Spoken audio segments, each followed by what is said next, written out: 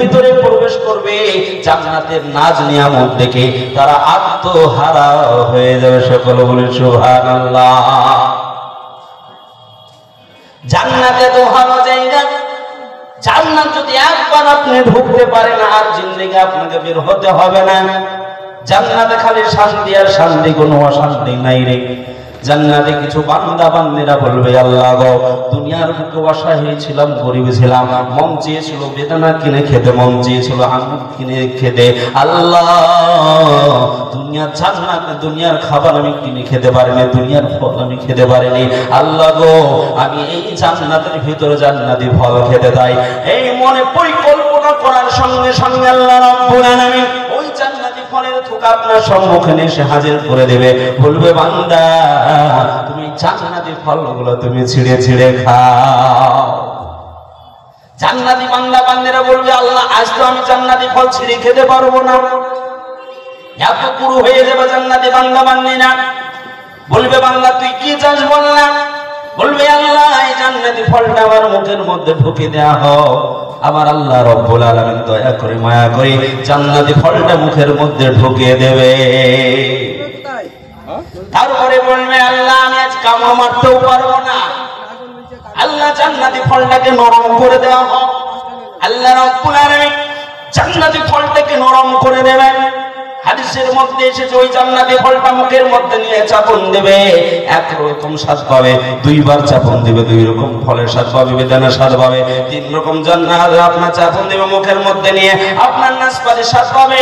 হাদিসের মধ্যে এসেছে ওই জান্নাতি ফলটা একবার না, দুইবার না, 70 বার চুষবে তো 70 রকমের ফলের স্বাদ পাবে। সকলে বলে সুবহানাল্লাহ।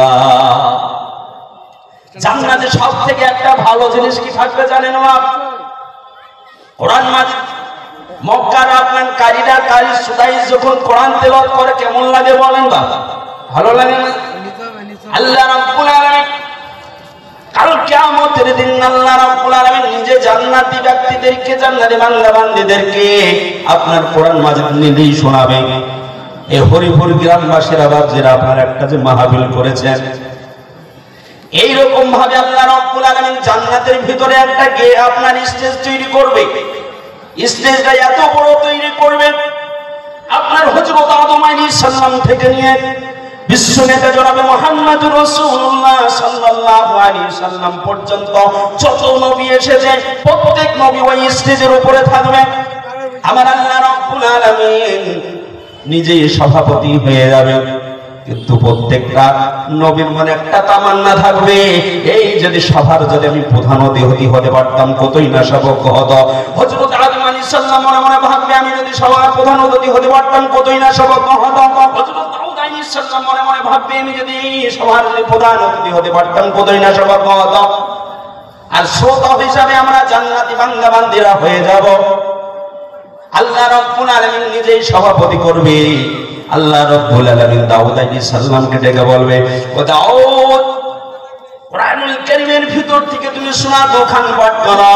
সঙ্গে সঙ্গে আপনার দাউদ আলাইহিস সালাম কোরআনুল কারীমের ভিতর থেকে সূরা দুখান যখন তেলাওয়াত করতে লাগবে, মানুষ বেভুর হয়ে যাবে, শুনতে শুনতে আশ্চর্যান্বিত হয়ে যাবে। মানুষ বলল, আল্লাহ রাব্বুল আলামিন জান্নাতি বান্দা বান্দীদেরকে ডেকে বলবে, ও জান্নাতি বান্দা বান্দীরা, তোমরা বলো কোরআন মাজিদ শুনতে কেমন লাগলো? দাউদ আলাইহিস সালামের কণ্ঠে তোমরা বলো বলো।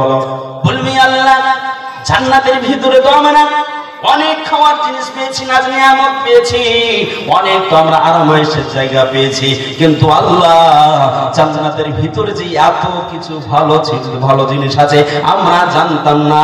আয় আল্লাহ খুব ভালো লেগে গেল। আল্লাহ রাব্বুল আলামিন বললেন, ও জান্নাতি বান্দা বান্দীরা, তোমরা কি আর কাউরি জবান থেকে তোমরা কোরআন মাজিদ শুনতে চাও নাকি? বলবে, আমরা কার জীবন দিয়ে কোরআন মাজিদ শুনবো? আমরা শুনেছিলাম দাউদ আলাইহিস সালামের উপরে যে কিতাব নাযিল হয়েছিল, জাবর কিতাব নাযিল হয়েছিল, দাউদ আলাইহিস সালামের উপরে যে জাবর কিতাব আপনার নাযিল হয়েছিল, ওই কিতাব যখন তেলাওয়াত করত, জাবর কিতাব তেলাওয়াত যখন করত দাউদ আলাইহিস সালাম, এত সুন্দর সুরালি কণ্ঠ ছিল, পাখিরা পর্যন্ত মাথায় বসে যেত শোনার জন্য। নদীর কিনারায় যখন তেলাওয়াত করত, নদীর কিনারায় সব মাছগুলো উঠে চলে আসতো নদী থেকে।